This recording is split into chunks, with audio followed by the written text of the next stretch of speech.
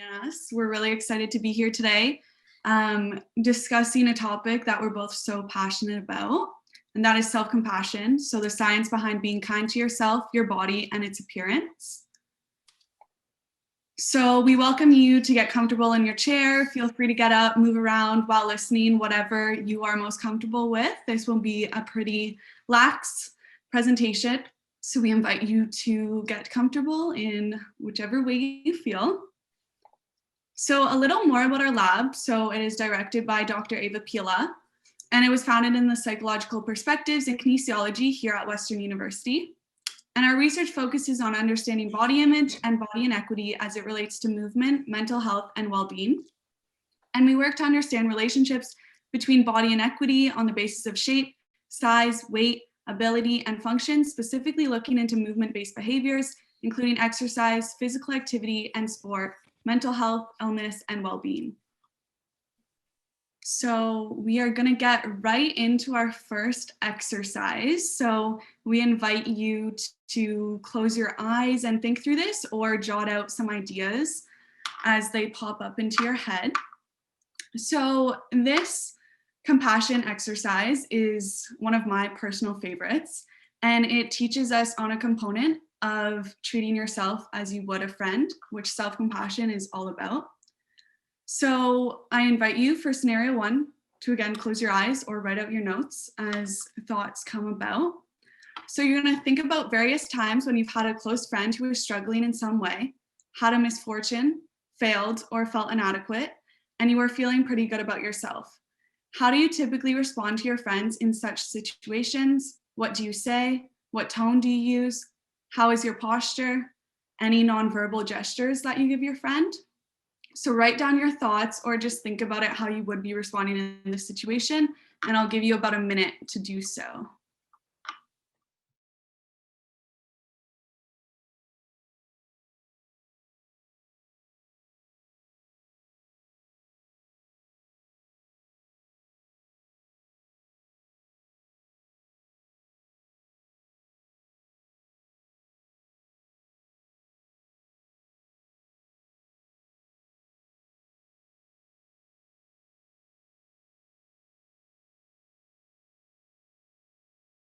All right, so once you had a chance to do that, we're going to look at scenario two. And here you're going to think through a time when you've been struggling recently. So how did you respond to that? What did you say to yourself? What tone did you use? How was your posture? And were there any nonverbal cues that you told yourself? You're also, again, going to write down your thoughts or just think about it, how you would in this situation, and I'll give you a minute to do so.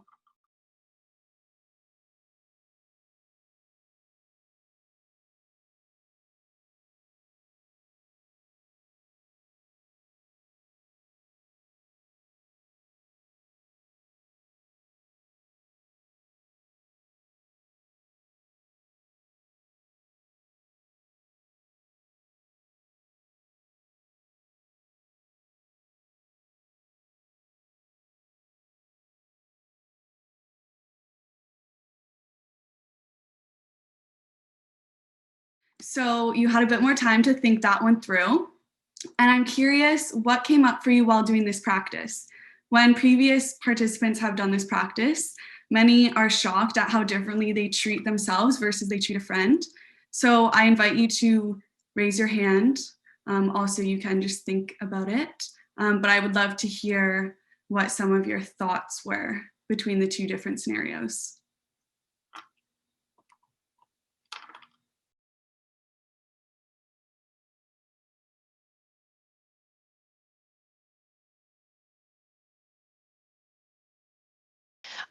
In the first scenario, I gave hugs and empathy and compassion and let them vent.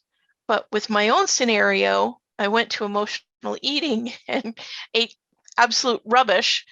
And then I reached out to friends, but it was a totally different, I was humiliated and embarrassed and didn't want to tell my friends what had happened. So I self-soothe with food. Yeah, Thank that you. was it. Thank you for sharing that.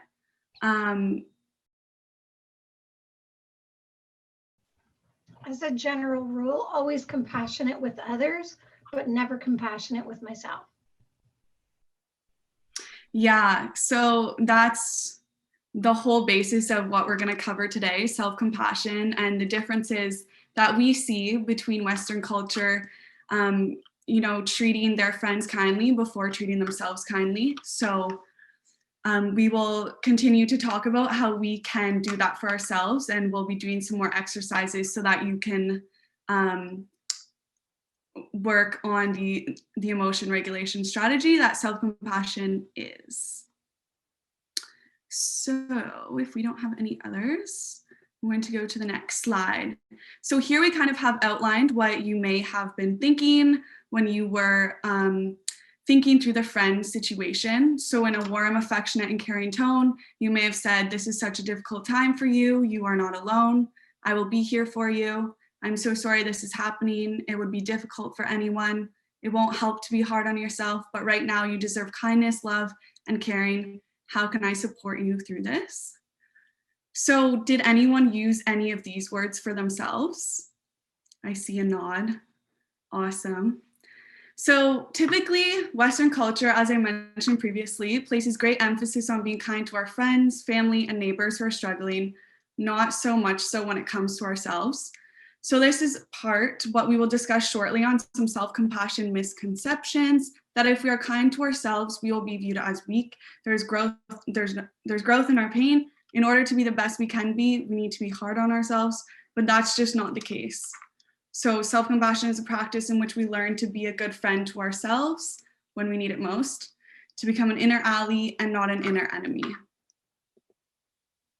So a little overview of today's session. We're going to talk more about what self-compassion is, some misconceptions, review of the literature, some interventions, and then some more self-compassion exercises that you can incorporate into your day-to-day life.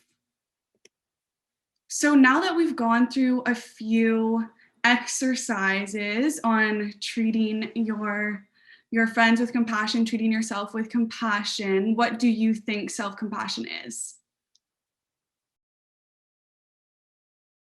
It's kind of getting past the shame of your own failure, which you don't really feel when it's a friend, and just being able to speak kindly. Totally. That's awesome. Here we go. So self-compassion is derived from Buddhism. And if you're unaware, Buddhism is a collectivist religion which considers that other people's distress and struggles are experienced by all humans. As I have said a few times, in Western culture, typically speaking, people are ready to give compassion to others who are struggling, but not apply the same level of compassion to themselves. Self-compassion is all about a kind, caring, and non-judgmental attitude towards the self when confronted with personal failings. And it's used as an emotion regulation strategy. And it was founded by Kristin Neff. And I also advise you guys to check out her website. She has a lot of great compassion exercises on there, and a lot of the information that we're talking about today is also highlighted on her website. So more specifically, self-compassion involves 6 distinct but connected components. So the bolded components here, mindfulness, self-kindness, and common humanity, are the 3 main elements of self-compassion that we'll be focusing on. So to be self-compassionate, mindfulness is the first step we need to take. We need presence of mind to respond in a new way. So being mindful requires taking a balanced approach to our negative emotions so that feelings are neither suppressed nor exaggerated. And this stems from the willingness to observe our negative thoughts and emotions with openness and clarity so that they are held in mindful awareness. It involves being aware of moment-to-moment experience in a clear and balanced manner, and is a non-judgmental receptive mind state where one is able to observe thoughts and feelings as they are without trying to suppress or deny them. It prevents us from becoming absorbed by and over-identified with negative thoughts or feelings, and really just allows us to just be in the moment. Self-kindness is what we've talked about, treating yourself as you would a friend. So being kind, caring, and understanding to the self when suffering. And common humanity is perceiving the self as not alone in struggles. So realizing that all humans struggle and go through failures in life, but realizing that this is part of human nature. But we can be compassionate towards the self and realize that mindfulness, self-kindness, and common humanity will move us through these tough times. So we're going to try a mindfulness practice. If you have a cup or you have a favorite picture in front of your desk right now, you're going to focus on the action of either engaging in the picture or drinking your cup of coffee. This is a practice that you can practice every day. While you walk from the parking lot to your office, when you eat breakfast, when you're taking a shower in the morning. And it typically is encouraged to be a part of your morning routine, so that you can become present and mindful and already be in a good mind state before you have to conquer all of the tasks that you do in a day. So step one would be you're going to pick an ordinary activity that you do daily. And then step two, you're going to choose one sensory experience to explore in the activity. So for about maybe 1 minute to 5 minutes of doing this activity, you can try it with me now. You're going to think about all of the sensory experiences that come up when you're drinking your coffee. So thinking about the taste, the smell, and if you were on your way walking to your office, you would think of mindful walking, walking without music, just taking deep breaths, acknowledging what's around you, the sounds you're hearing. So really stepping into your sensory system. And step three, as I was just talking about, is immersing yourself in the experience. So as you may have heard through social media the past few years, romanticizing your life has kind of been a very common topic that I have seen through social media pages. And this is what it kind of really is taking those little moments and savoring it to the fullest. So some common misconceptions. These are some that I also had kind of thought about before I learned more about what self-compassion was. So rather than believing that engaging in self-compassion is self-pity or makes you weak, self-compassion helps a person acknowledge their flaws and imperfections without judging them, which allows a person the mental capacity to learn from and cope with that experience. Others believe that giving oneself self-compassion makes them narcissistic or selfish, but self-esteem is correlated with narcissism, while self-compassion is not. And lastly, self-compassion and self-love are two related but distinct concepts. So being aware that we may not love all aspects of our body or what's happening in our life, but more so being compassionate and accepting to those experiences and our thoughts and feelings surrounding it. Awesome. Thank you, Vanessa. So, although a simple way to think about self-compassion is treating yourself as you would treat this good friend of yours, the more complete definition involves these three core elements that we bring to bear when we are in pain. So there's self-kindness, common humanity, and mindfulness. And Vanessa gave us a really nice introduction to these topics. So how can it look, or how can self-compassion show up in your life? What does self-compassion look like? So when we make a mistake or fail in some ways, we're more likely to beat ourselves up than put this supportive arm around our shoulders. Think of all of the generous, caring people that you know about who constantly tear themselves down. This probably is you. This could be you. So self-kindness counters this tendency so that we are caring towards ourselves as we would be caring, or we are caring towards others.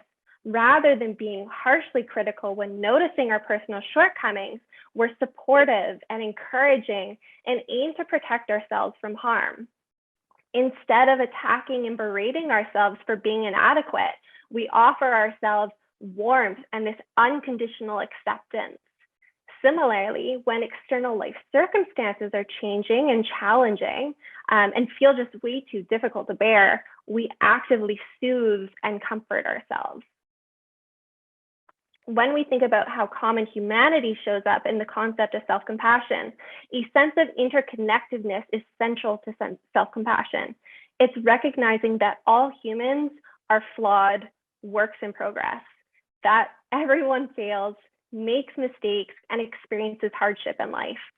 Self-compassion honors the fact that life entails suffering, and for everyone, and this is just without exception. While this might seem obvious, it's super hard to forget, or it's so easy to forget. We fall into this trap of believing that things are supposed to go well. We're striving for perfection. We think that other people sort of don't fail and that something has gone wrong when they don't. Of course, it's highly likely and probably inevitable that we'll make mistakes, experience hardships, and this will be on a regular basis. This is completely normal. This is natural. This is part of being a human. But we don't tend to be rational about these matters. Instead, not only do we suffer, we feel isolated, we feel alone, and this is all in our own suffering. When we remember that pain is part of this shared experience, however, every moment of suffering is transformed into a moment of connection with others. The first two individuals that spoke up about how they might respond to themselves in these kind of moments, you're not alone in those sort of experiences. I think we've all could probably speak that we probably have been quite critical to ourselves, and that is not an isolated experience. We are connected in that experience. The pain I feel in difficult times is the same pain you feel in those difficult times. The circumstances might be different, but the degree of pain is different. The circumstances might be different and the degree of pain might be different, but the basic experience of human suffering is the same. So when we think now about how mindfulness can show up in self-compassion, mindfulness involves being aware moment-to-moment experiences in a clear and balanced manner. It means being open to the reality of the present moment, allowing thoughts and emotions and sensations to enter awareness without resistance or avoidance. So you might feel emotions of shame and guilt and envy or what have you, but it's being mindful and aware of those emotions that are coming up. And it's, in that moment of acceptance and self-kindness that you're able to respond in a different way, in a healthy emotional way. So in the research, we see that when people are more self-compassionate, or those that are more self-compassionate, they typically experience greater well-being.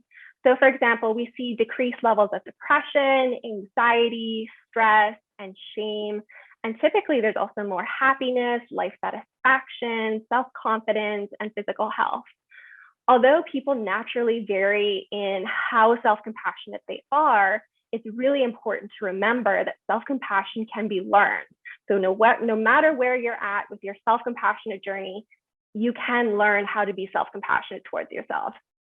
And research has shown that practicing self-compassion can help individuals to become more mindful and compassionate, not only towards others, but you'll also have a sense of social connectiveness, improved life satisfaction, happiness, and as I said, you might even experience lower levels of depression, anxiety, and stress.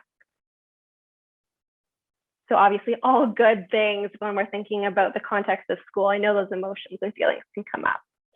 So in our lab, we typically focus on the relationship that exists between self-compassion and the body. Although we struggle to feel good enough in many areas of our lives, an area that's particularly challenging is in relation to our body. Our sense of self, so who we feel we are as a person, is closely identified with the body. So our physical appearance has a large impact of how we feel about ourselves. Body image, which is a significant variable that, again, we study in our research lab, may be particularly important for women because the standards of female beauty are so high. We see these increasing trends of women turning to surgery. This is an extreme example, but turning to surgery to look those perfect models that they see in magazines. Yet, as much as they try, most women kind of fall short, will certainly not meet these idealized bodies that our society is sort of projecting. And most of those women in those magazines are already airbrushed. So something to think about. And for men tend to be more satisfied than women by the way that they look, but they still have trouble accepting their bodies. They might have this conception of, am I fit enough? Am I slim enough? Am I manly enough? These are all sort of ideas that might come or stem from Western culture's societal messages. And a man's preoccupation might lie in how the body moves, how it performs, how strong they are, how skilled they might be in sport. So no matter what challenges we face, both men and women are likely to see their bodies as adversaries rather than as friends. Rather than, perhaps if we're trying to respond to our bodies, rather than saying, ugh, when the body doesn't look good or it's not performing the way that we had hoped, perhaps we need to learn how to respond in a way of, we recognize that the body tries to persevere despite poor diet, lack of sleep, even insufficient exercise, and the natural process of aging. Our body is still carrying us through life, and that's something to celebrate. And fortunately, self-compassion offers this powerful antidote to body dissatisfaction. Research shows that just a brief period of practicing self-compassion can help us feel less body shame, lower levels of appearance contingent self-worth, so which is essentially you're saying that your value in society and your value as a person is contingent on the way that you look. It can also help us to appreciate our body. So we see body appreciation improving in those that practice self-compassion. And so when we treat ourselves with kindness and warmth and acceptance, even when, perhaps the image that we see in the mirror, our image in the mirror isn't perfect, we realize that we're just so much more than this image. We begin to see that our worth stems from being a human being who tries to be happy and often gets it wrong, but keeps trying anyways. We recognize that we are so much more than our body. I am a sister, I am a student, I am a good friend. There's so much more than just what's kind of showing in the mirror. So instead of identifying with the body as this definition of who you are, we can see the bigger picture, realizing that our inner resources and our inner beauty are the most important. We can stop to appreciate the amazing gift of life our body provides us, feeling our aliveness deep within our being. And so with self-compassion, we can celebrate our bodies for what they still do for us, rather than merely how they look, and begin to end all this crazy madness that we might experience in our relationship with our bodies. So I think after that, this is going to lead us to our next exercise. So in this next exercise, we are going to try to bring this warm-hearted attention to each part of our body in a variety of ways. And so in this practice, it's a compassionate body scan. We're going to be scanning our body and bringing kindness and compassion in. You might feel inclined to bring your awareness to your body with curiosity and tenderness, but perhaps you might incline towards a young child. So if you feel at ease and well-being in a particularly body part, you can invite some gratitude or appreciation that might arise, appreciating your strong legs and your loving arms. If you have judgments or any unpleasant sort of sensations regarding your body come up, perhaps you can just let your heart open in, or heart soften in sympathy for the struggle. Maybe also place a hand on that part of your body as a gesture of compassion and support, and just imagine warmth and kindness flowing in from your fingers and your hands all the way to your body. So I'm going to leave it at that. Vanessa, if you just want to press play, and I invite you to get comfortable. If you want to lie down, we definitely encourage that as well. Scanning the body with compassion. Perfect. Go ahead, Vanessa.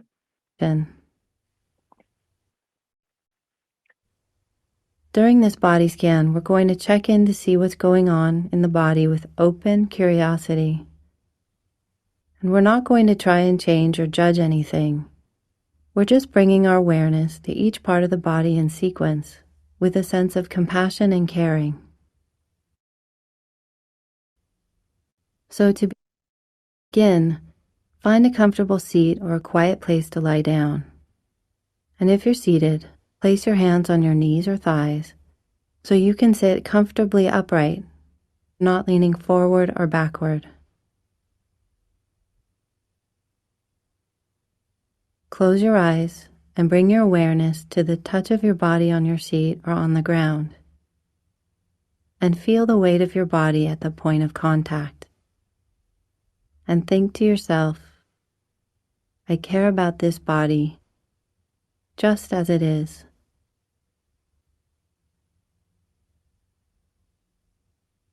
Take your time to get settled with a warm attentiveness to the body and make any necessary adjustments so that you're comfortable.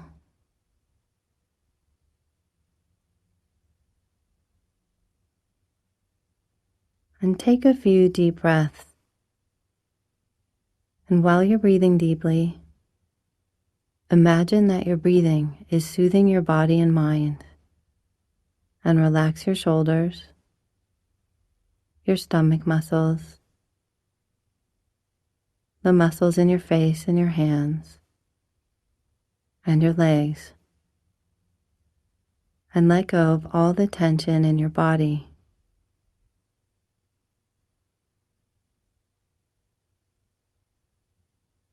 Become aware of the expression on your face and see if you can soften it. Maybe add a slight smile and see if that helps you develop a gentle, kind attitude.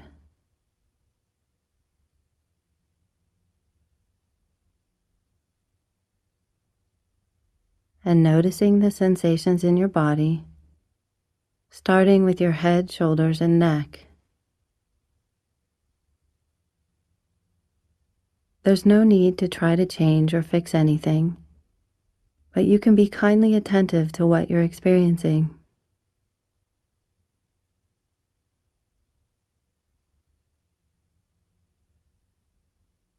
And now moving to your abdomen and back and arms. Notice the sensations with gentleness and open curiosity.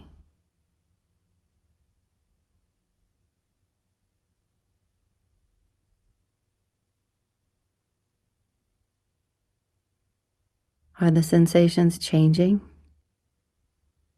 Are they pleasant or unpleasant?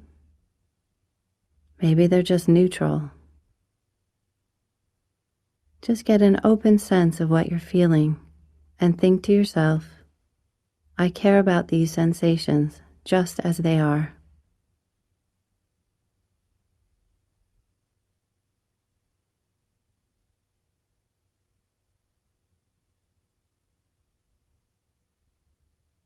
Now bring your attention back to your breath and place your hand on your stomach and notice what your breathing feels like.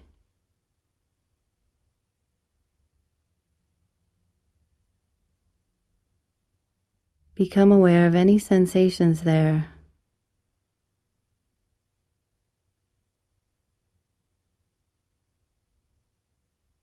So many of us hold our emotions here, like anxiousness or restlessness. So just spend a few moments becoming aware of what's going on here, and just let it be.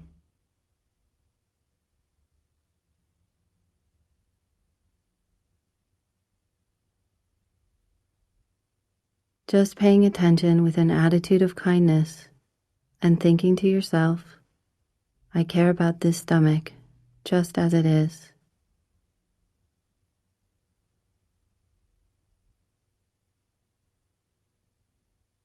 Put your hand on your chest and notice what your breathing feels like. Noticing your chest rise with every inhale and fall with every exhale. And with open curiosity, become aware of the sensations you feel in your chest.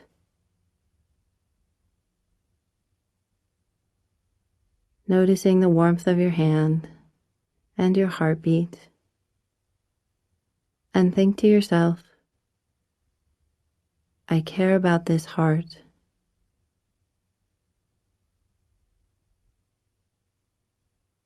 Become aware of any emotions there. And without trying to change any feelings that come up, just express kindness to what you are experiencing and think to yourself, I care about this heart just as it is.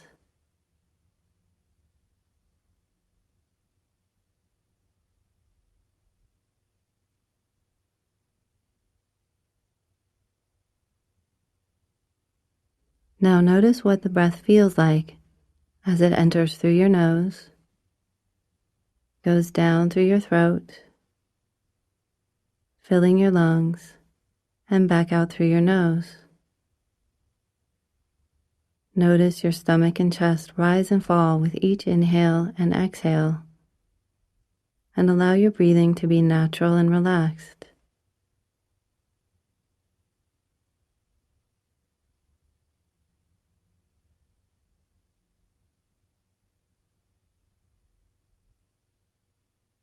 And now bring your awareness to the sensation of your breath in your nose, feeling your breath as it comes in and goes out. And just focus on this sensation, paying attention to each inhale and exhale. And think to yourself, I care about this life just as it is.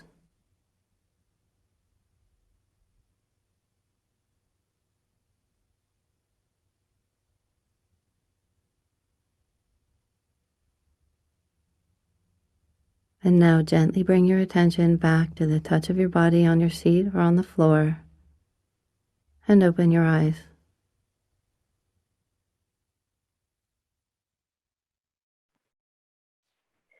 Oh, that is nice. Scanning the body with compassion. Afternoon. Thanks, Vanessa.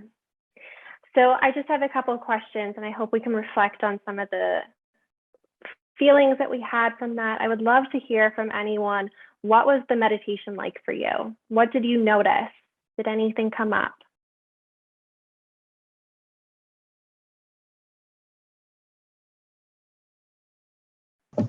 I am feeling more relaxed and centered, less discomfort in my body. So I enjoyed the meditation.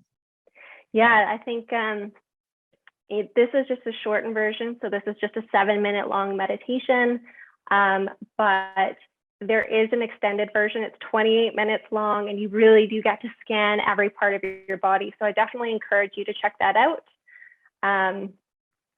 But did anyone have a hard time bringing compassion to specific areas of their body, or did they feel any judgment when they were touching their chest or their stomach or thinking about their nose? Because those are common, also like very normal experiences to have. Perhaps you didn't, and that is great news to hear as well.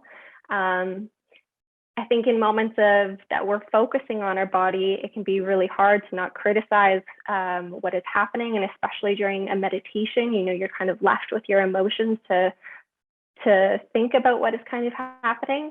But it's allowing yourself to have whatever experience you had, and just allowing yourself, just as you are, with as much kindness, to just welcome in compassion and acceptance and kindness into your day, which I think we achieved that. So Vanessa, perfect. Oh, great. Nice. Next slide. Perfect. So that is just one intervention that we've seen in the literature, and it could be a daily practice that you can also engage in. But there's also a number of other self-compassionate interventions that have also shown some promising effects. And many of these practices and exercises can be used to help you to learn the skills that you might need to be more self-compassionate in your daily life. So the list that you see here, it's not an exhaustive list. There are tons of exercises out there, and we can totally point you in the right direction if you're interested. But what can be seen here, or what we should be remembering, is that there are many exercises that are just here that we can consider more informal practices, which can be done regularly throughout your daily life. Perhaps you're just standing in line at the grocery store, checking out your groceries, and you're just compassionately responding and breathing and practicing gratitude for your experience in your day. Some of the practices, such as journal writing, might need some special time that you just set aside. But, again, that's that special time for you. You're able to really reflect in your own writing about how you can bring compassion into your daily life. There's also meditations, which we just practice, such as that compassionate breathing or the body scan.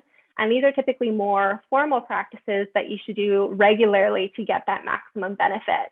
And certainly, I'm not sure the environment that you're in right now. I know that this could just be a workshop that you're currently sitting at school completing. So obviously, you also want to be able to have an environment that is free of distractions, that you can really focus on your internal sensations. So in the literature, with all these practices and interventions that we just spoke about, some of these interventions have come out of the Body Image and Health Lab here at Western. So we have conducted a few of these interventions, looking at the research of that. And it really does highlight the advantages of using self-compassionate practices to broaden our understanding of the effects on self-perception, body image, disordered eating, and even psychological well-being. So for those of you that might be interested in exploring some of the research and, again, some of those practices and exercises, I would be happy to point you in the right direction with that. So I know this was a bit of a crash course for what self-compassion looks like, but I want to leave you with a few tips while you start to explore your own self-compassionate journey. First off, you want to start by making your practice as pleasant as possible so it's self-reinforcing. I would also encourage you to start small, so focusing on short practices in your own daily life. This is really where, when you start to make that one small change or that small practice, that's where we really see that big difference. And I definitely encourage you to practice during daily life. So when you really need it the most, during your moments of suffering, during your moments of celebration, and be compassionate when your practice lapses. That is part of being a human. Sometimes we have to take a step back. We are busy individuals.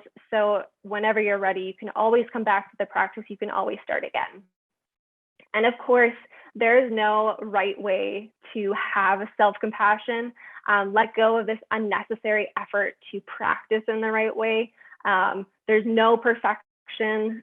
Just be warm and friendly to yourself, and value your time and your innate being. You're a person of value regardless of how your self-compassionate practice goes. I would also recommend to pick a consistent time to practice each day. So whether that be journaling self-compassionate messages, or whether that be meditating in the morning, that might help you to form your practice. And when you do that, you can also identify some obstacles to your practice. Perhaps the morning isn't the best time because you have to catch the bus and you just have no time. So just identifying some of those obstacles can really support your practice. I would also recommend to read books on mindfulness and self-compassion. Vanessa and I have a long list that we could share with you if you're interested. Journal about your practice experiences, listen to guided meditations. As I said, the one that we listened to today was just a short and 7-minute one, but there's tons out there that we can definitely recommend for you. Or otherwise, take a longer mindful self-compassion course. There's some awesome programs out there that we can also recommend for you, or perhaps that will be Vanessa and my next venture into a longer series for self-compassionate training for you. So to wrap things up, we just want to say thank you to Western Student Experiences and Western University for providing us with this opportunity to share some of our practices and exercises. And we would be happy to answer any questions that you might have at this time about self-compassion.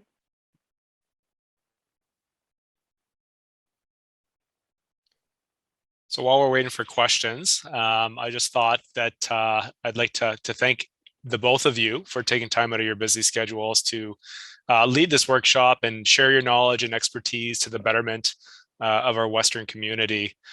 We definitely tend to be our own worst critics. So it's wonderful that we can kind of leverage the knowledge and expertise of current students and researchers. And it's really reassuring that the information's been backed by science, and it's just not something that's being sold by the social media. You provided a number of really helpful and practical tips for practicing self-compassion, and also why it's important to incorporate it into our lives, and also to do it frequently enough that it actually becomes a habit. So it's just looking at more tools for our toolbox. So I definitely look forward to incorporating some of the suggestions into my regular practices. And we definitely would wish you the best of luck with your continued studies, and hope that you may come back at a later date to be involved with some of our other wellness programming. And for our participants, thank you very much for also attending. If there's no questions and you'd like to stick around, we do have a participation code for our internal wellness program. So I'll just give it a minute or two just to see if any questions come forward. Okay, so I'm just going to do a quick screen share here, just in case you've never been through this before. So are you guys able to see my screen? Yeah, okay, perfect.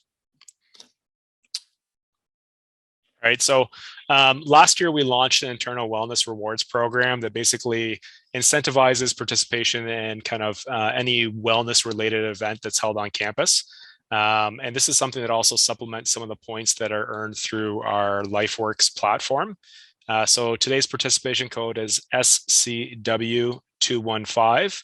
And by participating in this program, you're automatically entered into kind of our weighted monthly draw, where you can win prizes from some of our great internal partners, like the bookstore, Mustang Athletics, Hospitality Services, Great Hall Catering. So I'll just advance the slide here.